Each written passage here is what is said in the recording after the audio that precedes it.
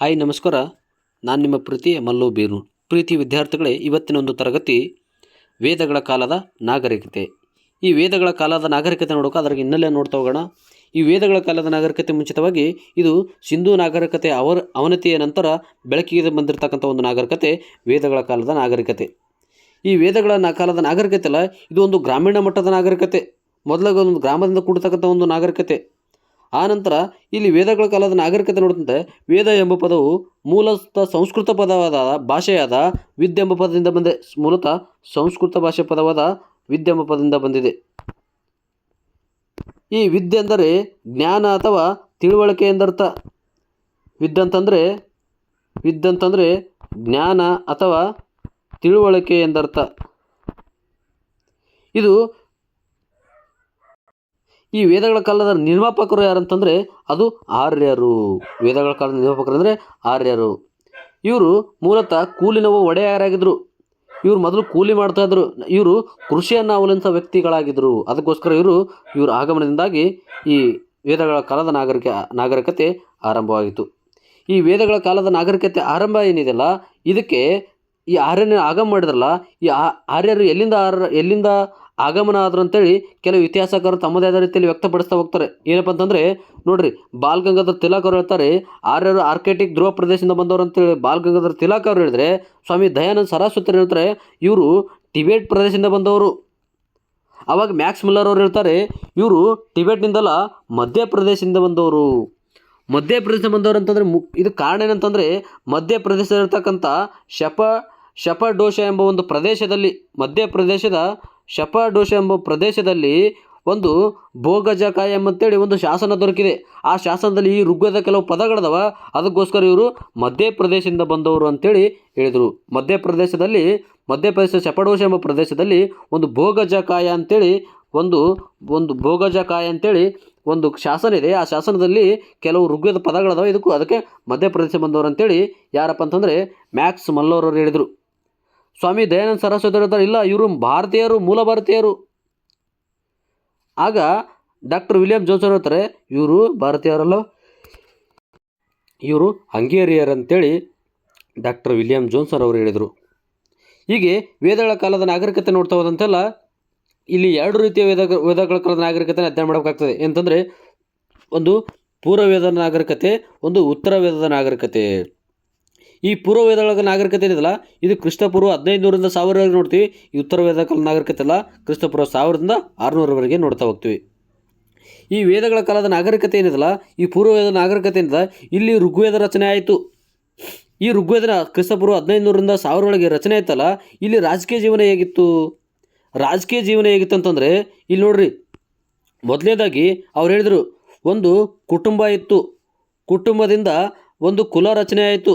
ಆ ಕುಲಕ್ಕೆ ಏನಂತ ನೇಮಕ ಮಾಡಿದ್ರು ಅಂತಂದರೆ ಕುಲಪ ಎಂದು ನೇಮಕ ಮಾಡಿದರು. ಕುಟುಂಬ ಹೋಗಿ ಕುಲ ಆಯಿತು, ಕುಲ ಹೋಗಿ ಕುಲಪ ರಚನೆ ಆಯಿತು. ಹಲವು ಕುಲಗಳ ಸೇರಿ ಒಂದು ಗ್ರಾಮ ರಚನೆ ಆದವು.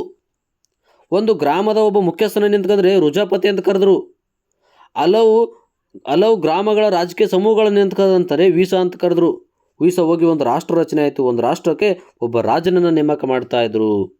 ನೋಡ್ರಿ, ಒಂದು ಕುಟುಂಬ ಹೋಗಿ ಒಂದು ಕುಲ ಆಯಿತು, ಆಮೇಲೆ ಕುಲಪ ಆಯಿತು, ಆಮೇಲೆ ರುಜಾಪತಿ ಆಯಿತು, ಆಮೇಲೆ ಈ ರುಜಾಪತಿ ಒಂದಿದ್ದ ಗ್ರಾಮ ರಚನೆ ಆಯಿತು. ಗ್ರಾಮ ಹೋಗಿ ವೀಸ ಆಯಿತು, ವೀಸ ಹೋಗಿ ಒಂದು ರಾಷ್ಟ್ರ ಆಯಿತು. ಆ ರಾಷ್ಟ್ರಕ್ಕೆ ಒಬ್ಬ ರಾಜನನ್ನು ನೇಮಕ ಮಾಡಿದರು. ಹೀಗೆ ಒಂದು ವ್ಯವಸ್ಥೆ ಇಲ್ಲಿತ್ತಂದರೆ ಪೂರ್ವವೇದ ಕಾಲದಲ್ಲಿ ನಡೀತಾ ಹೋಯಿತು. ಆದರೆ ಇಲ್ಲಿರ್ತಕ್ಕಂಥ ರಾಜ ಏನಿದ್ನಲ್ಲ, ಅವನು ತೆರಿಗೆಗಳನ್ನು ವಿಧಿಸ್ತಾ ಇರಲಿಲ್ಲ. ಅಪಾರ ಪ್ರಮಾಣದ ತೆರಿಗೆಯನ್ನು ವಿಧಿಸ್ತಾ ಇರಲಿಲ್ಲ.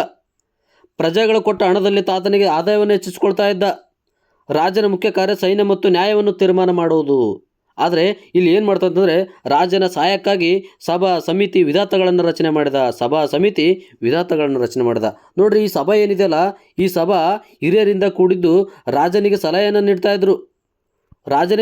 ಇದ್ರು ಮತ್ತು ಸೂಚನೆಗಳನ್ನು ಕೊಡ್ತಾ ಇದ್ರು. ರಾಜ ಈ ರೀತಿ ಮಾಡ್ಬೇಕಂತೇಳಿ ಸೂಚನೆಗಳು ಕೊಡ್ತಾ ಇದ್ರು. ಅಲ್ಲಿರ್ತಕ್ಕಂಥ ಸದಸ್ಯರು ಏನಿದ್ರಲ್ಲ, ಹಿರಿಯರು ಏನಿದ್ರಲ್ಲ, ಅವರಿಗೆ ಸುಜಾತರು ಅಂತ ಕರೆದ್ರು. ಆದರೆ ಇಲ್ಲಿ ಮಹಿಳೆಯರಿಗೆ ಅವಕಾಶ ಇರಲಿಲ್ಲ. ಆದರೆ ಇಲ್ಲಿ ಸಮಿತಿಯಲ್ಲಿ ನೋಡಿ, ಇದು ಕಿರಿಯರಿಂದ ಕೂಡಿದ್ದು ರಾಜನ ಆಯ್ಕೆ ಪಟ್ಟಿ ಮತ್ತು ಉಚ್ಚಾರ ಮಾಡುವ ವ್ಯವಸ್ಥೆ ಇಲ್ಲಿತ್ತು. ಎಲ್ಲಿ ಸಮಿತಿಯಲ್ಲಿ ರಾಜನನ್ನು ಹೆಂಗೆ ಆಯ್ಕೆ ಮಾಡೋದು, ರಾಜನ ಮತ್ತು ಅಧಿಕಾರನ ತೆಗೆಯೋದು ಹೇಗೆ ಅಂತೇಳಿ ಎಲ್ಲ ಅಧಿಕಾರ ಈ ಕಿರಿಯರಿದ್ದಲ್ಲಿತ್ತು. ಆದರೆ ಇಲ್ಲಿ ಸದಸ್ಯರಿಗೆ ವೀಸಾ ಅಂತ ಕರೆದು, ಅಲ್ಲಿ ಸುಜಾತ್ರ ಅಂತ ಕರೆದ್ರೆ ವೀಸಾ ಅಂತ ಕರೆದ್ರು. ಆದರೆ ಇಲ್ಲಿ ಮಹಿಳೆಯರಿಗೆ ಭಾಗವಹಿಸುವ ಹಕ್ಕಿತ್ತು. ಆಮೇಲೆ ವಿಧಾತ ನೋಡಿ, ವಿಧಾತ ಅಂದರೆ ರಾಜಕೀಯ ಜೀವನದ ಮೂಲ ಘಟ್ಟ. ಬಟ್ ಇಲ್ಲಿ ರಾಜ ಇಲ್ಲದಿದ್ದರೂ ಕೂಡ ಆಡಳಿತ ನಡೀತಾ ಇತ್ತು. ನೋಡ್ರಿ ಎಂಥ ರೀತಿ ವ್ಯವಸ್ಥೆ ಮಾಡ್ಕೊಂಡಿದ್ರು ಪೂರ್ವವೇದ ಕಾಲದಲ್ಲಿ. ಆಮೇಲೆ ಇಲ್ಲಿ ಸಾಮಾಜಿಕ ಜೀವನ ಅಂತಂದರೆ ಮಹಿಳೆಯರಿಗೆ ಉನ್ನತ ಸ್ಥಾನಮಾನಗಳಿದ್ದವು. ಮಹಿಳೆಯರು ಅದಕ್ಕಾಗಿ ಕಾಲದಲ್ಲಿ ಕಾಲದಲ್ಲಿ ಮಂತ್ರಗಳನ್ನ ಪಡಿಸ್ತಾ ಇದ್ರು, ಎಲ್ಲವನ್ನ ಮಾಡ್ತಾ ಇದ್ರು ಈ ಒಂದು ವ್ಯವಸ್ಥೆಯಲ್ಲಿ. ಹಾಗೆ ಇಲ್ಲಿ ಏನು ಮಾಡ್ತಂದರೆ ಏಕಪತಿತ್ವ ರಚನೆಯಲ್ಲಿತ್ತು. ಇಲ್ಲಿ ಏಕಪತಿತ್ವ ರಚನೆಯಲ್ಲಿತ್ತು, ಬಹುಪತಿತ್ವ ಇತ್ತು, ಬಟ್ ಉನ್ನತ ವರ್ಗದವರಿಗಿತ್ತದು. ಆದರೆ ಇಲ್ಲಿ ಪಿತೃಪ್ರಧಾನ ಕುಟುಂಬ ವ್ಯವಸ್ಥೆ ನಡ್ತಾ ಇತ್ತು. ಅಂದರೆ ತಂದೆಯ ಮನೆಯ ಜವಾಬ್ದಾರಿಯನ್ನು ಮಾಡ್ತಾ ಇದ್ದ. ಆದರೆ ಇಲ್ಲಿ ಎರಡು ನೋಡ್ತೀವಿ, ಒಂದು ಸೋಮ ಮತ್ತು ಒಂದು ಸುರ ಅಂತೇಳಿ ಎರಡು ಪಾನೀಯಗಳು ನೋಡ್ತೀವಿ. ಈ ಸೋಮ ಮತ್ತು ಸುರ ಏನು ಎರಡು ಪಾನೀಯಗಳಿದಾವಲ್ಲ, ಇದು ಸೋಮ ಹಿಮಾಲಯದ ತಪ್ಪನಲ್ಲಿ ಕಂಡುಬರ್ತಕ್ಕಂಥ ಒಂದು ವಸ್ತು. ಆದರೆ ಈ ಸುರ ಏನಿದೆಯಲ್ಲ, ಇದು ಸಾಮಾನ್ಯವಾಗಿ ಆಲ್ಕೋಹಾಲ್ಗಳಿಂದ ಕೂಡಿದ ಈ ಸಾಮಾನ್ಯ ವಸ್ತು ಏನು ನಾವು ಕೂರಲ್ಲಿ ಸಾರಾಯಿ ಅಂತೇನು ಯೂಸ್ ಮಾಡ್ತಲ್ಲ, ಅದು ಸುರ ಅಂತೇಳಿ ಕರಿತಾ ಇದ್ರು. ಇದು ದವಸ ಮತ್ತು ಧಾನ್ಯಗಳಿಂದ ತಯಾರಿಸ್ತಾ ಇದ್ರು ಈ ಸುರ ಮತ್ತು ಸೋಮ ಪಾನೀಯದಿಂದ. ಹೀಗೆ ಒಂದು ಏನಂತಂದರೆ ವ್ಯವಸ್ಥೆ ಹೇಗಿತ್ತಂದರೆ ಇದು ಪೂರ್ವವೇದದ ನಾಗರಿಕತೆಯಲ್ಲಿ ಇತ್ತು ನೋಡ್ರಿ. ಆಮೇಲೆ ಇವರು ಏನು ಮತ್ತು ಪೂರ್ವವೇದಗಳು ಕೃಷಿಯನ್ನು ಅವಲಂಬಿಸಿದ್ರು. ಸಾರಿಗೆ ಮತ್ತು ಕುದುರೆಗಳನ್ನು ಬಳಸ್ತಾ ಇದ್ರು ಸಾರಿಗೆಗಾಗಿ. ವಸ್ತು ವಿನಿಮಯಗಳನ್ನು ಮೂಡಲಿತ್ತು. ಹೀಗೆ ಸಾಕು ಪ್ರಾಣಿಗಳು ಕತ್ತೆ, ಮೇಕೆ, ಕುರಿಗಳನ್ನ ಸಾಗಾಣಿಕೆ ಮಾಡ್ತಾಯಿದ್ರು. ಇವರು ಕುದುರೆಯ ಪರಿಚಯ ಇತ್ತು, ಕಬ್ಬಿಣದ ಬಳಕೆ ಪರಿಚಯ ಇತ್ತು. ಹೀಗೆ ಎಲ್ಲವನ್ನು ವ್ಯವಸ್ಥೆ ಇದು ಪೂರ್ವವೇದ ಕಾಲದಲ್ಲಿ ನೋಡ್ತಾ ಹೋಗ್ತೀವಿ. ಈ ಉತ್ತರ ವೇದ ಕಾಲದಲ್ಲಿ ಇದಲ್ಲ, ಅಲ್ಲಿ ಋಗ್ವೇದ ರಚನೆ ಆದರೆ ಇಲ್ಲಿ 3 ವೇದಗಳ ರಚನೆ ಆಗುತ್ತೆ. ಯಜುರ್ವೇದ, ಸಾಮವೇದ, ಅಥರ್ವವೇದ ಅಂತೇಳಿ. ಇಲ್ಲಿಯ ರಾಜಕೀಯ ಜೀವನ ಇತ್ತು. ರಾಜನ ಕಾಲದಲ್ಲಿ ನಿರಂಕುಶವಾಗಿದ್ದ. ಯಾಕಂತಂದರೆ ಇದು ಪಾರಂಪರಿಕವಾಗಿ ರಾಜ್ಯ ಆಗಿತ್ತು. ಅಂತಂದರೆ ಏನು, ಒಬ್ಬ ರಾಜ ತೀರಿ ಹೋದರೆ ಅದೇ ಫ್ಯಾಮಿಲಿಯಿಂದ ಇನ್ನೊಬ್ಬ ರಾಜ ಅದೇ ವಂಶಸ್ಥದಿಂದ ಇನ್ನೊಬ್ಬ ರಾಜ ಆಳ್ವಿಕೆ ಮಾಡಬೇಕಾಗಿತ್ತು. ಅದಕ್ಕೋಸ್ಕರ ನಿರಂಕುಶವಾಗಿದ್ದ. ಆದರೆ ಇಲ್ಲಿ ಸಭಾ, ಸಮಿತಿ, ವಿಧಾತಗಳೆಲ್ಲ ನಶಿಸಿ ಹೋಗಿದ್ದು. ಆದರೆ ಇಲ್ಲಿ ಪ್ರಜೆಗಳ ಮೇಲೆ ಅಪರ ಪ್ರಮಾಣ ತೆರಿಗೆಯನ್ನು ವಿಧಿಸ್ತಾ ಇದ್ರು. ಅದಕ್ಕಾಗಿ ಏನು ಮಾಡ್ತಾರೆ, ರಾಜ ಏನು ಮಾಡ್ತಾಯಿದ್ದ ಅಂತಂದರೆ ರಾಜನ ಸಹಾಯಕ್ಕಾಗಿ ಯಾಗಗಳನ್ನು ರಚನೆ ಮಾಡ್ತಾ ಇದ್ದ. ಏನಪ್ಪ ಅಂದರೆ ರಾಜಸ್ವ ಯಾಗ, ವಾಜಪೇಯಿ ಯಾಗ, ಅಶ್ವಮೇಧ ಯಾಗ. ಯಾಕಂತಂದರೆ ರಾಜನ ಪಟ್ಟಾಭಿಷೇಕದಲ್ಲಿ ಸಂದರ್ಭದಲ್ಲಿ ರಚನೆ ಆಗಿದೆ ಆದರೆ ರಾಜಸ್ವ ಯಾಗ. ವಾಜಪೇಯಿ ಯಾಗ ಅಂತಂದರೆ ರಾಜನ ಬಲಿಷ್ಠ ತೋರಿಸ್ಕೊಂಡು, ನಾನು ಶ್ರೇಷ್ಠ ಅಂತ ತೋರಿಸ್ಕೊಳ್ಳುವ ಅಂತೇಳಿ ವಾಜಪೇಯಿ ಯಾಗನ ಮಾಡ್ತಾ ಇದ್ದ. ಅಶ್ವಮೇಧ ಯಾಗ ಅಂತಂದರೆ ರಾಜನ ತನ್ನ ಸಾಮ್ರಾಜ್ಯ ವಿಸ್ತರಣೆಗಾಗಿ ಮಾಡ್ತಾ ಇದ್ದ. ಹೀಗೆ ಒಂದು ರಾಜಕೀಯ ವ್ಯವಸ್ಥೆಯನ್ನು ನೋಡ್ತಾ ಇದ್ವಿ. ಆದರೆ ಇಲ್ಲಿ ಮಹಿಳೆಯರಿಗೆ ಉನ್ನತ ಸ್ಥಾನಮಾನ ಇರಲಿಲ್ಲ. ಎಲ್ಲಪ್ಪ ಅಂತಂದರೆ ಉತ್ತರ ವೇದ ಕಾಲದಲ್ಲಿ ಮಹಿಳೆಯರಿಗೆ ಉನ್ನತ ಸ್ಥಾನಮಾನಗಳು ಇರಲೇ ಇಲ್ಲ. ಇಲ್ಲಿ ವರ್ಣಭೇದನೇ ಜಾಸ್ತಿ ಇತ್ತು. ವರ್ಣಭೇದ ವ್ಯವಸ್ಥೆ ಇತ್ತು. ಮೇಲು ಕೀಳು, ದೊಡ್ಡವರು ಚಿಕ್ಕವರು ಅಂತೇಳಿ ವರ್ಣಭೇದ ಮಾಡ್ತಾರೆ. ಬ್ರಾಹ್ಮಣ, ಕ್ಷತ್ರಿಯ, ವೈಶ್ಯರು, ದೇವಿ ಅಂತೇಳಿ ವ್ಯವಸ್ಥೆ ಮಾಡ್ತಾಯಿದ್ರು. ಹೀಗೆ ಸತಿ ಪದ್ಧತಿ ಮತ್ತು ಬಾಲ್ಯ ವಿವಾಹ ರಚನೆ ಇದ್ದು. ಇಲ್ಲಿ ಸತಿಸಂಬಂಧ ಮತ್ತು ಬಾಲ್ಯ ವಿವಾಹಗಳು ರೂಢಿಯಲ್ಲಿದ್ದು. ಇಲ್ಲಿ ಅಲ್ಲಿ ಗುರುಕುಲ ಪದ್ಧತಿ ವ್ಯವಸ್ಥೆ ಜಾರಿಯಲ್ಲಿತ್ತು. ಇಲ್ಲಪ್ಪ ಅಂತಂದರೆ ಈ ಉತ್ತರ ವೇದ ಕಾಲದಲ್ಲಿ. ಹೀಗೆ ಆರ್ಥಿಕ ಸಂಪೂರ್ಣವಾಗಿ ನಾಣ್ಯಗಳನ್ನ ಬಳಕೆ ಮಾಡ್ತಾಯಿದ್ರು. ಹೀಗೆ ಒಂದು ವ್ಯವಸ್ಥೆ ನೋಡ್ತಾ ಇದ್ವಿ. ಆ ನಂತರ ನೋಡೋದೇ ವೇದಗಳ ಕಾಲದ ನಾಗರಿಕತೆಯಲ್ಲಿ ನಾವು ವೇದಗಳು ನೋಡ್ತಾ ಹೋಗ್ತೀವಿ. ಈ ಋಗ್ವೇದ ರಚನೆ ಆಯಿತು. ಈ ಋಗ್ವೇದದಲ್ಲ, ಇದು 1028 ಶ್ಲೋಕಗಳಿಂದ ಕೂಡಿತ್ತು. ಇಲ್ಲಿ 10 ಮಂಡಲಗಳನ್ನು ನೋಡ್ತಾ ಹೋಗ್ತೀವಿ. 10 ಮಂಡಲಗಳನ್ನು ನೋಡ್ತಾ ಹೋಗ್ತೀವಿ. ಆದರೆ 10 ಮಂಡಲಗಳಲ್ಲಿ ಇಂಪಾರ್ಟೆಂಟ್ ಅಂದರೆ 1, 3, 7, 9. ಈ 3ನೇ ಮಂಡಲ ಏನಿದೆಯಲ್ಲ, ಇದು ಸಾವಿತ್ರಿ ದೇವಿ ಬಗ್ಗೆ ಹೇಳ್ತದೆ. ಅಂದರೆ ಸೂರ್ಯದೇವನ ತಾಯಿಯಾಗಿರ್ತಕ್ಕಂಥ ಸಾವಿತ್ರಿ ದೇವಿ ಬಗ್ಗೆ ಹೇಳ್ತದೆ. 7ನೇ ಮಂಡಲ ಇದೆಯಲ್ಲ, ಇದು ದಶರಥ ಮಹಾರಾಜನ ಬಗ್ಗೆ ಹೇಳ್ತದೆ. ದಶರಥ ರಾಜನ ಕದನದ ಬಗ್ಗೆ ಹೇಳ್ತದೆ. ಆದರೆ ಇದು 9ನೇ ಮಂಡಲ ಏನಿದೆಯಲ್ಲ, ಇದು ಸೋಮ ಮತ್ತು ಸುರ ಎಂಬ ಪಾನೀಯಗಳ ಬಗ್ಗೆ ಹೇಳ್ತಾ ಹೋಗ್ತದೆ. ಹೀಗೆ ಒಂದು ವ್ಯವಸ್ಥೆನ ಋಗ್ವೇದದಲ್ಲಿ ನೋಡ್ತಾ ಹೋದ್ವಿ. ಈ 3ನೇ ಮಂಡಲದ ಇದು ಗಾಯತ್ರಿ ಮಂಡಲ. ಹಲವೊಂದು ಸರ್ KS ಅಲ್ಲಿ ಯಾವುದೋ PS ಅಲ್ಲಿ ಒಂದು ಕ್ವಶನ್ ಕೇಳಿದ, ಗಾಯತ್ರಿ ಮಂಡಲ ಎಷ್ಟು ಮಂಡಲ ಕಂಡು ಬರ್ತಂತ. 3ನೇ ಮಂಡಲ. ಇದು ಗಾಯತ್ರಿ ಮಂಡಲ ಸೂರ್ಯದೇವನ ತಾಯಿ ಸಾವಿತ್ರಿ ದೇವಿ ಬಗ್ಗೆ ಹೇಳ್ತದೆ. ಇದು ನೋಡಿ ಇಂಪಾರ್ಟೆಂಟ್. 3, 7, 9. 3ನೇ ಬಗ್ಗೆ ಸಾವಿತ್ರಿ ದೇವಿ ಬಗ್ಗೆ ಹೇಳ್ತದೆ. 7ನೇ ಮಂಡಲ ದಶರಥ ರಾಜನ ಬಗ್ಗೆ ಹೇಳ್ತದೆ. 9ನೇ ಮಂಡಲ ಈ ಸೋಮಿನ ಬಗ್ಗೆ ಹೇಳ್ತಾ ಹೋಗ್ತದೆ. ಹೀಗೆ ಒಂದು ವ್ಯವಸ್ಥೆ ನೋಡ್ತಾ ಹೋದ್ವಿ ಇದರಲ್ಲಿ. ಆಮೇಲೆ ಏನಪ್ಪ ಅಂತಂದರೆ 2ನೇದಾಗಿ ಸಾಮವೇದ. ನಾವು ನೋಡಿ 3ನೇ ಮಂಡಲ ಗಾಯತ್ರಿ ಮಂಡಲ, ಆಮೇಲೆ 7ನೇ ಮಂಡಲ ದಶರಥ ರಾಜನ ಬಗ್ಗೆ ಹೇಳ್ತದೆ. 9ನೇ ಮಂಡಲ ವೈದಿಕ ದೇವತೆಯಾದ ಸೋಮನ ಬಗ್ಗೆ ಹೇಳ್ತಂತ ಹೇಳಿದ್ನೆ. ಆಮೇಲೆ 2ನೇದಾಗಿ ಸಾಮವೇದ. ಇದು ಸಾಮವೇದ ಅಂದರೆ ಸಂಗೀತ ವೇದ ಅಂತ ಕರಿತಾ ಹೋಗ್ತೀವಿ. ಇಲ್ಲಿ 1063 ಶ್ಲೋಕಗಳು ಒಳಗೊಂಡಿದೆ. ಇದನ್ನು ಸೋಮಯಜ್ಞ ಮಾಡುವಾಗ ಆಡಲಾಗ್ತಾ ಇತ್ತು.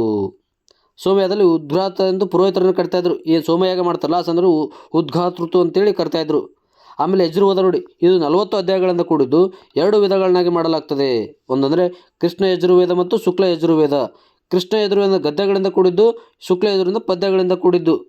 ಗದ್ಯ ಮತ್ತು ಪದ್ಯಗಳಿಂದ ಕೂಡಿರ್ತಕ್ಕಂಥ ಜೊತೆ ಇಲ್ಲಿ ಯಜ್ಞ ಯಗಾದಿಗಳ ಬಗ್ಗೆ ಹೇಳ್ತದೆ. ಅಂದರೆ ರಾಜಸ್ವ ನೋಡಿ, ಇಲ್ಲಿ ಯಜುರ್ವೇದದಲ್ಲಿ ರಾಜಸ್ವ ಯಾಗ ಮತ್ತು ವಾಜಪೇಯಿ ಯಾಗದ ಬಗ್ಗೆ ಹೇಳ್ತದೆ. ಅದಕ್ಕೆ ನೋಡಿ, ಇದು ಯಜುರ್ವೇದ ಅಂದರೆ ಯಜ್ಞ ಯಾಗಗಳಿಂದ ಕೂಡಿದು, ಸಾಮವೇದ ಸಂಗೀತ ಬಗ್ಗೆ ಹೇಳೋದು. ಆಮೇಲೆ ಬರೋದೇ ಅಥರ್ವಣ ವೇದ. ಇಲ್ಲಿ 3 ವೇದಗಳಾಗಿ ರಚಿತವಾದವು. ಇದು ಅಥರ್ವಣ ವೇದ ಮಾಯಾ ಮಾಟ ಮಂತ್ರ ಬಗ್ಗೆ ಹೇಳ್ತದೆ. ನೋಡಿ, ಸಾಮವೇದ ಸಂಗೀತದ ಬಗ್ಗೆ ಹೇಳಿದರೆ, ಯಜುರ್ವೇದ ಯಜ್ಞ ಯಗದಿಗಳ ಬಗ್ಗೆ ಹೇಳಿದರೆ, ಈ ಅಥರ್ವಣ ವೇದದಲ್ಲ ಮಾಟ ಮಂತ್ರಗಳ ಬಗ್ಗೆ ಹೇಳ್ತದೆ. ಇಲ್ಲಿ 731 ಶ್ಲೋಕಗಳು ಒಳಗೊಂಡಿದ್ದು, ಇದು ಬ್ರಹ್ಮವೇದ ಅಂತ ಕರಿತಾ ಹೋಗ್ತೀವಿ. ಹೀಗೆ ಒಂದು ವ್ಯವಸ್ಥೆ ಏನಂತಂದರೆ ಅಥರ್ವಣ ವೇದದಲ್ಲಿತ್ತು. ನೋಡ್ರಿ, ವೇದಗಳಾದ ತಕ್ಷಣ 4 ಉಪವೇದಗಳು ನೋಡ್ತಾ ಹೋಗ್ತೀವಿ ನಾವು. 4 ಉಪವೇದಗಳಲ್ಲಿ ಒಂದು ಆಯುರ್ವೇದ, ಒಂದು ಧನುರ್ವೇದ, ಶಿಲ್ಪವೇದ, ಗಂಧರ್ವೇದ. ಈ ಆಯುರ್ವೇದದ ಔಷಧಿಗಳ ಬಗ್ಗೆ ಹೇಳೋದು, ಧನುರ್ವೇದದ ಯುದ್ಧದ ಕಲೆಗಳ ಬಗ್ಗೆ ಹೇಳೋದು, ಶಿಲ್ಪವೇದದ ವಾಸ್ತುಶಿಲ್ಪದ ಬಗ್ಗೆ ಹೇಳೋದು, ಗಂಧರ್ವ ಅಂದರೆ ಪ್ರೀತಿ ಪ್ರೇಮ ವಿವಾಹ ಸಂಗೀತದ ಬಗ್ಗೆ ಹೇಳೋದೇ ಏನಪ್ಪ ಅಂದರೆ 4 ಉಪವೇದಗಳು. ಆ ನಂತರ ನೋಡ್ತಾ ಹೋಗ್ತೀವಿ ಬ್ರಾಹ್ಮಣಕಗಳು. ಇದಕ್ಕಿಂತ ಮುಂಚಿತವಾಗಿ ಈ ಉಪವೇದಗಳನ್ನ ಬ್ರಾಹ್ಮಣಕಗಳು ನೋಡ್ತಾ ಹೋಗ್ತೀವಿ. ಆಮೇಲೆ ಅರಣ್ಯಕಗಳು ನೋಡ್ತಾ ಹೋಗ್ತೀವಿ. ಆಮೇಲೆ ಉಪನಿಷತ್ತುಗಳು ನೋಡ್ತಾ ಹೋಗ್ತೀವಿ. ಆಮೇಲೆ ವೇದಾಂಗಗಳಂತೇಳಿ ನೋಡ್ತಾ ಹೋಗ್ತೀವಿ. ವೇದಾಂಗದಲ್ಲಿ 8 ವೇದಾಂಗಗಳು 8 ನೋಡ್ತಾ ಹೋಗ್ತೀವಿ ನಾವು. ವೇದಾಂಗಗಳು 6 ನೋಡ್ತಾ ಹೋಗ್ತೀವಿ ನಾವು. ಒಂದು ಶಿಕ್ಷಾ, ವೇದಾಂಗಳ ಶಿಕ್ಷಾ, ಒಂದು ಕಲ್ಪ, ಒಂದು ನಿರುಕ್ತಿ, ಒಂದು ಛಂದ, ಒಂದು ವ್ಯಾಕರಣ, ಆಮೇಲೆ ಜ್ಯೋತಿಷ್ಯ ಅಂತೇಳಿ 7 ರೀತಿಯಲ್ಲಿ ವೇದಾಂಗಗಳನ್ನೆಲ್ಲ ನೋಡ್ತಾ ಹೋಗ್ತೀವಿ. ಆಮೇಲೆ ಪುರಾಣಗಳು ನೋಡ್ತಾ ಹೋಗ್ತೀವಿ. ಪುರಾಣಗಳು 18 ಪುರಾಣಗಳು ನೋಡ್ತಾ ಹೋಗ್ತೀವಿ. ಆಮೇಲೆ ಬರೋದು ಅಂತಂದರೆ ಮಹಾಕಾವ್ಯಗಳು. ಮಹಾಕಾವ್ಯಗಳಲ್ಲಿ ಯುಗ ಅಂತಂದರೆ ರಾಮಾಯಣ ಸ್ಟಾರ್ಟ್ ಆಯಿತು ತ್ರೇತಾಯುಗದಲ್ಲಿ. ಇದರ ರಚನಾಕಾರರು ವಾಲ್ಮೀಕಿ ಮಹರ್ಷಿ ಅವರು. ಇಲ್ಲಿ 24,000 ಶ್ಲೋಕಗಳು ಒಳಗೊಂಡಿದ್ದು, ಅದಕ್ಕಾಗಿ ಅಂತಂದರೆ ಇದಕ್ಕೇನಂತಂದರೆ ಕಾಂಡಗಳೆಂದು ಕರಿತಾ ಹೋದರು. ಇದು ಸಪ್ತಕಾಂಡಗಳಲ್ಲಿ ಅಡಗಿದೆ. ರಾಮಾಯಣ ಎಲ್ಲಿ ಆಗಿದೆ? ಸಪ್ತಕಾಂಡಗಳಲ್ಲಿ. ಮಹಾಭಾರತ ನೋಡ್ರಿ, ಅದು ರಾಮಾಯಣ ತ್ರೇತಾಯುಗದಲ್ಲಿ ಬಂದರೆ, ಮಹಾಭಾರತ ದ್ವಾಪರ ಯುಗದಲ್ಲಿ ರಚನೆ ಆಯಿತು. ಅದರ ವಾಲ್ಮೀಕಿ ಮಹರ್ಷಿ ಅವರು ರಚನೆ ಮಾಡಿದರೆ, ಇದು ವ್ಯಾಸರಾಯ ರಚನೆ ಮಾಡಿದರು. ಯಾರು? ಮಹಾಭಾರತ. ಇಲ್ಲಿ 1,00,000 ಶ್ಲೋಕಗಳು ಒಳಗೊಂಡಿದೆ. ಅದಕ್ಕಾಗಿ ಪರ್ವಗಳನ್ನು ಕರಿತೀವಿ. 18 ಪರ್ವಗಳು. 18 ಪರ್ವ. 6ನೇ ಪರ್ವ ಭೀಷ್ಮ ಪರ್ವ ಬಗ್ಗೆ ಹೇಳ್ತಾ ಒಂದು ಕರ್ನಾಟಕದ ಇತಿಹಾಸದ ಬಗ್ಗೆ ಹೇಳ್ತಾ ಹೋಗ್ತದೆ ಭೀಷ್ಮ ಪರ್ವ. ಹೀಗೆ ಒಂದು ವ್ಯವಸ್ಥೆ ನೋಡ್ತಾ ಇದ್ವಿ. ನಂತರ ಬರೋದಂತಂದರೆ ವಿವಾಹಗಳು. 8 ರೀತಿ ವಿವಾಹ. ಪ್ರಾಚೀನ ಕಾಲದಲ್ಲಿ 8 ರೀತಿ ವಿವಾಹ ಪದ್ಧತಿಗಳಿದ್ವು. ಒಂದು ಬ್ರಹ್ಮ ವಿವಾಹ ಅಂತಂದರೆ ಸೂಕ್ತ ವರದಕ್ಷಿಣೆಯೊಂದಿಗೆ ಒಂದೇ ವರ್ಣದ ಜೋಡಿಗಳ ನಡುವೆ ವೈದಿಕರ ಅಂದರೆ ಒಂದೇ ಕುಲದಲ್ಲಿ ಇದು ಸೂಕ್ತ ವರದಕ್ಷಿಣೆಯೊಂದಿಗೆ ಅಂದರೆ ಒಂದೇ ಜಾತಿಯವರು ಮದುವೆ ಆಗ್ತಾಯಿದ್ರು ಸೂಕ್ತ ವರದಕ್ಷಿಣೆಯೊಂದಿಗೆ. ದೈವವನ್ನು ಧಾರ್ಮಿಕ ಸಂಸ್ಕಾರದ ಸೂಲವಾಗಿ ಪುರೋಹಿತರು ಮದುವೆ ಮಾಡೋದು ದೈವ ವಿವಾಹ. ಆದರೆ ಇನ್ನು ಹರ್ಷ ವಿವಾಹ ನೋಡ್ರಿ, ವರದಕ್ಷಿಣೆ ಬದಲಾಗಿ ಸಾಂಕೇತಿಕ ವರನಿಗೆ ವಧು ತಂದೆ ಗೋವನ್ನು ವರದಕ್ಷಿಣೆ ಕೊಡೋದೇ ಒಂದು ಹರ್ಷಯೋಗ. ಹರ್ಷಯೋಗ ಅಂತಂದರೆ ತನ್ನ ಮಗಳನ್ನು ವರದಕ್ಷಿಣೆ ಕೊಡೋರು. ಈ ವರದಕ್ಷಿಣೆ ಕೊಡೋ ಸಂದರ್ಭದಲ್ಲಿ ವರದಕ್ಷಿಣೆ ಕೊಡೋದೆ ಗೋಗಳನ್ನು ಕೊಡೋದು. ಪ್ರಜಾಪತಿ ವಿವಾಹ ಅಂತಂದರೆ ತಂದೆ ತನ್ನ ಮಗಳಿಗೆ ವರದಕ್ಷಿಣೆ ನೀಡದೆ ಕನ್ಯಾ ಶುಲ್ಕ ನಿರಾಕರಿಸಿದ ವಿವಾಹ ಮಾಡಿಕೊಳ್ಳೋದು. ಅಂದರೆ ಏನು? ಪ್ರಜಾಪತಿ ಅಂತಂದರೆ ತಂದೆ ತನ್ನ ಮಗಳು ಕೊಡುವಾಗ ವರದಕ್ಷಿಣೆ ನೀಡದೆ ಕನ್ಯಾ ಶುಲ್ಕ ನಿರೀಕ್ಷಿಸದೆ ವಿವಾಹನ ಮಾಡಿಕೊಳ್ಳೋದು. ಅಂದರೆ ಅವರು ಯಾವುದೇ ಹಣವನ್ನು ಅಪೇಕ್ಷಿಸದೆ ವಿವಾಹನ ಮಾಡಿಕೊಳ್ಳೋದು. ಗಂಧರ್ವ ವೇದ ನೋಡಿ, ಪುರುಷ ಮತ್ತು ಸ್ತ್ರೀಯಲ್ಲಿ ಪರಸ್ಪರ ಒಪ್ಪಿಗೆ. ಗಂಧರ್ವ ಪರಸ್ಪರ ಒಪ್ಪಿಗೆ ನೋಡು. ಆಗಿನ ಕಾಲದಲ್ಲಿ ಲವ್ ಮ್ಯಾರೇಜ್ ಇತ್ತು ಮತ್ತು ಪುರುಷ ಮತ್ತು ಸ್ತ್ರೀ ಪರಸ್ಪರ ಒಪ್ಪಿಗೆ ಪ್ರೀತಿ ಮಾಡ್ತಾಯಿದ್ರು. ಅಸುರ ವಿವಾಹ ಅಂತಂದರೆ ಕನ್ಯೆಯನ್ನು ಖರೀದಿಸಿ ವಿವಾಹ ಮಾಡ್ತಾಯಿದ್ರು. ನೋಡು, ಆಗಿನ ಕಾಲದ ಕನ್ಯೆಯನ್ನು ಖರೀದಿಸಿ ವಿವಾಹ ಮಾಡ್ತಾಯಿದ್ರು. ಪೈಶಾಚಿಕ ಅಂದರೆ ಕನ್ಯೆ ನಿದ್ರಿಸುವಾಗ ಅವಳನ್ನು ಮದುವೆಯಾಗಿ ಅಪಹರಿಸಿಕೊಂಡು ಮದುವೆ ಆಗೋದು. ಯಪ್ಪೋ, ನೋಡಿ ಎಂಥ ಪರಿಸ್ಥಿತಿ ಇತ್ತು. ರಾಕ್ಷಸ ಕನ್ಯೆಯನ್ನು ಬಲವಂತವಾಗಿ ಮದುವೆ ಆಗೋದು. ಈಗ ನಾವು ಪ್ರಪಂಚದಲ್ಲಿ ನೋಡ್ತಾ ಹೋಗ್ತೀವಿ ಎಲ್ಲ ರೀತಿಯಲ್ಲಿ. ಹೀಗೆ ಒಂದು ವ್ಯವಸ್ಥೆ ಇತ್ತು. ಈ ಸಂಪೂರ್ಣ ಒಂದು ಪಾಠದ ಮೇಲೆ ಕೆಲವು ಪ್ರಶ್ನೆಗಳನ್ನು ನೋಡ್ತಾ ಹೋಗೋಣ. ಇಷ್ಟೆಲ್ಲ ವಿಷಯಗಳ ಮೇಲೆ ಕೆಲವು ಪ್ರಶ್ನೆಗಳನ್ನು ನೋಡ್ತಾ ಹೋಗೋಣ. ವರ್ಣ ಪದ್ಧತಿ ಹುಟ್ಟಿ ಬಂದ ಬೆಳವಣಿಗೆ ಬಗ್ಗೆ ವಿವರಿಸುವುದು. ಅಂದರೆ ವರ್ಣ ಪದ್ಧತಿ ಯಾವುದ್ರ ಬಗ್ಗೆ ಹೇಳ್ತದಪ್ಪ ಅಂತಂದರೆ, ವರ್ಣ ಪದ್ಧತಿ ಯಾವುದ್ರ ಬಗ್ಗೆ ನೀವು ಕ್ವಶನ್ ಕೇಳಿದರೆ ವರ್ಣ ಪದ್ಧತಿ ಯಾವುದ್ರ ಬಗ್ಗೆ ಹೇಳ್ತದೆ ಅಂತೇಳಿ, ಹುಟ್ಟಿ ಬಂದ ಬೆಳವಣಿಗೆ ಹೇಗೆ ಅಂತ ಹೇಳ್ತದೆ. ಅಂದರೆ ಪುರುಷ ಸೂಕ್ತದ ಬಗ್ಗೆ ಹೇಳ್ತದೆ. ವರ್ಣ ಪದ್ಧತಿ ಏನು ಮಾಡ್ತದೆ ಅಂದರೆ ಪುರುಷ ಸೂಕ್ತದ ಬಗ್ಗೆ ಹೇಳ್ತದೆ. ಆಮೇಲೆ 2ನೇ ಕ್ವಶನ್ ನೋಡಿ, ಬ್ರಹ್ಮದೇಹ ಎಂಬ ಪದವು ಪ್ರಥಮ ಬಾರಿಗೆ ಕಂಡುಬರುವುದು ಎಲ್ಲಿ? ಬ್ರಹ್ಮದೇಹ ಪ್ರಥಮ ಬಾರಿಗೆ ಕಂಡುಬರುವುದು ಎಲ್ಲಿಯಪ್ಪ ಅಂತಂದರೆ ಆರಂಭದ ವೇದ ಪಠ್ಯಗಳಲ್ಲಿ. ಆಮೇಲೆ 3ನೇ ಕ್ವಶನ್ ನೋಡಿ. 3ನೇ ಕ್ವಶನ್ ಏನಂತಂದರೆ ಜಾತಿ ವ್ಯವಸ್ಥೆಯ ಉಗಮದ ಬಗ್ಗೆ ಯಾವ ವೇದದಲ್ಲಿ ಉಲ್ಲೇಖವಿದೆ? ಜಾತಿ ವ್ಯವಸ್ಥೆ ಉಗಮದ ಬಗ್ಗೆ ಯಾವ ವೇದದಲ್ಲಿ ಉಲ್ಲೇಖವಿದೆ ಅಂದರೆ ಋಗ್ವೇದದಲ್ಲಿ ಉಲ್ಲೇಖವಿದೆ ಜಾತಿ ವ್ಯವಸ್ಥೆ ಉಗಮದ ಬಗ್ಗೆ. ಆಮೇಲೆ 4ನೇ ನೋಡಿ, ವೈದಿಕ ಸಾಹಿತ್ಯಗಳಲ್ಲಿ ಗಾಥಗಳು ಯಾವುದರೊಂದಿಗೆ ಸಂಬಂಧ ಹೊಂದಿವೆ? ಗಾಥಗಳು ಯಾವುದರೊಂದಿಗೆ ಸಂಬಂಧ ಹೊಂದಿವೆ ಅಂತಂದರೆ ಯಾವುದಾಗಿರ್ಬೋದು? ಬಾಯಿದೆರೆಯಾಗಿ ಪೀಳಿಗೆಯಿಂದ ಪೀಳಿಗೆಗೆ ವರ್ಗಾವಣೆಗೊಂಡ ಗಾದೆಗಳ ಪರಂಪರೆ. ಆಮೇಲೆ 5ನೇ ಕ್ವಶನ್ ನೋಡ್ರಿ, ಮಹಾಭಾರತ ಯುದ್ಧ ಎಷ್ಟು ದಿನಗಳವರೆಗೆ ನಡೀತು ಅಂದರೆ 18 ದಿನಗಳವರೆಗೆ ನಡೀತು. ಎಷ್ಟು ದಿನಗಳು ನಡೀತು ಅಂತಂದರೆ 18 ದಿನಗಳವರೆಗೆ ನಡೀತು. ವೇದಗಳ ಕಾಲದಲ್ಲಿ ಈ ಕೆಳಗಿನ ಯಾವುದು ಪ್ರಜಾಪ್ರತಿನಿಧಿಯನ್ನು ಸಭೆಯಾಗಿರಲಿಲ್ಲ? ಅಂದರೆ ವೇದಗಳ ಕಾಲದಲ್ಲಿ ಈ ಕೆಳಗಿನ ಯಾವುದು ಪ್ರಜಾಪ್ರತಿನಿಧಿ ಸಭೆಯಾಗಿರಲಿಲ್ಲ? ಪರಿಷತ್ ಪ್ರಜಾಪ್ರತಿನಿಧಿಯ ಸಭೆಯಾಗಿರಲಿಲ್ಲ. 7ನೇ ಕ್ವಶನ್ ನೋಡ್ರಿ, ಉಪನಿಷತ್ತುಗಳು ಎಂದರೇನು? ಉಪನಿಷತ್ತುಗಳಂತಂದರೆ ಹಿಂದೂ ಧಾರ್ಮಿಕ ಗ್ರಂಥಗಳೆಂದು ಕರಿತಾ ಹೋಗ್ತೀವಿ ನಾವು. ಹಾಗೆ 8ನೇ ಕ್ವಶನ್ಸ್ ನೋಡಿ, ಭಗವದ್ಗೀತೆಯನ್ನು ಮೂಲತಃ ಯಾವ ಭಾಷೆಯಲ್ಲಿ ಬರೆಯಲಾಗಿದೆ ಅಂತಂದರೆ ಸಂಸ್ಕೃತ ಭಾಷೆಯಲ್ಲಿ ಬರೆಯಲಾಗಿದೆ. ಆಮೇಲೆ 9ನೇ ಕ್ವಶನ್ ನೋಡಿ, ಆಯುರ್ವೇದವು ಮೂಲತಃವಾಗಿ ಹುಟ್ಟಿಕೊಂಡಿದ್ದು ಎಲ್ಲಿ? ಆಯುರ್ವೇದವು ಮೂಲತಃವಾಗಿ ಹುಟ್ಟಿಕೊಂಡಿದ್ದು ಅಥರ್ವಣವೇದದಲ್ಲಿ. ಎಲ್ಲಪ್ಪ ಅಂತಂದರೆ ಅಥರ್ವಣವೇದದಲ್ಲಿ. ಆಮೇಲೆ 10ನೇ ಕ್ವಶನ್ಸ್ ನೋಡಿ, ಪುರುಷಾರ್ಥಗಳಲ್ಲಿ ಈ ಕೆಳಗಿನದು ಆಗಿರಲಿಲ್ಲ. ಪುರುಷಾರ್ಥಗಳು ಈ ಕೆಳಗಿನ ಆಗಿರಲಿಲ್ಲ ಏನಂತಂದರೆ ದೇವ. 11ನೇ ಕ್ವಶನ್ ನೋಡಿ, ಋಗ್ವೇದ ಯಾವ ಮಂಡಲದಲ್ಲಿ ಗಾಯತ್ರಿ ಮಂಡಲ? ನಾ ಹೇಳಿದಾಗಲೇ ಋಗ್ವೇದ ಯಾವ ಮಂಡಲ ಗಾಯತ್ರಿ ಮಂಡಲ ಇದ್ದರೆ 3ನೇ ಮಂಡಲ. ಆಮೇಲೆ ದಶರಥ ಕಾಲದ ಬಗ್ಗೆ ಯಾರಿಗೆ ವಿಜಯವಾಯಿತು ಅಂತ? ದಶರಥನ ಕದನದಲ್ಲಿ ಯಾರಿಗೆ ವಿಜಯವಾಯಿತು ಅಂತಂದರೆ ಸುದಾಸನಿಗೆ ವಿಜಯವಾಯಿತು. ಆಮೇಲೆ ಪ್ರಪಂಚದ ಮೊದಲನೇ ಕದನವೆಂದು ಕರೆಯಲ್ಪಡುವ ದಶರಥನ ಯಾವ ನದಿಯ ದಂಡೆ ಮೇಲೆ ನಡೀತು ಅಂತೇಳಿ ಕ್ವಶನ್ಸ್ ಇದೆ ನೋಡಿ. ಪ್ರಪಂಚದ ಮೊದಲ ಕದನವೆಂದು ಕರೆಯಲ್ಪಡುವ ದಶರಥನ ಕದನ ಯಾವ ನದಿಯ ದಂಡೆ ಮೇಲೆ ನಡೀತು ಅಂತಂದರೆ ಫುರೋಷ್ಟಿ ನದಿಯ ದಂಡೆ ಮೇಲೆ ನಡೀತು. ಆಮೇಲೆ 14 ಸಭಾ ಸಮಿತಿ ಇಬ್ಬರು ಪ್ರತಿಯೊಬ್ಬರೆಂದು ಉಲ್ಲೇಖವಿರುವ ವೇದ ಯಾವುದು ಅಂತಂದರೆ ಇದು ಅಥರ್ವಣವೇದ. ಹೀಗೆ ಸಂಪೂರ್ಣವಾಗಿ ಒಂದು ತರಗತಿಯಲ್ಲಿ ಪಾಠದ ಬಗ್ಗೆ ಸಂಪೂರ್ಣವಾಗಿ ಎಲ್ಲ ವಿಷಯಗಳನ್ನ ನೋಡಿದ್ವಿ.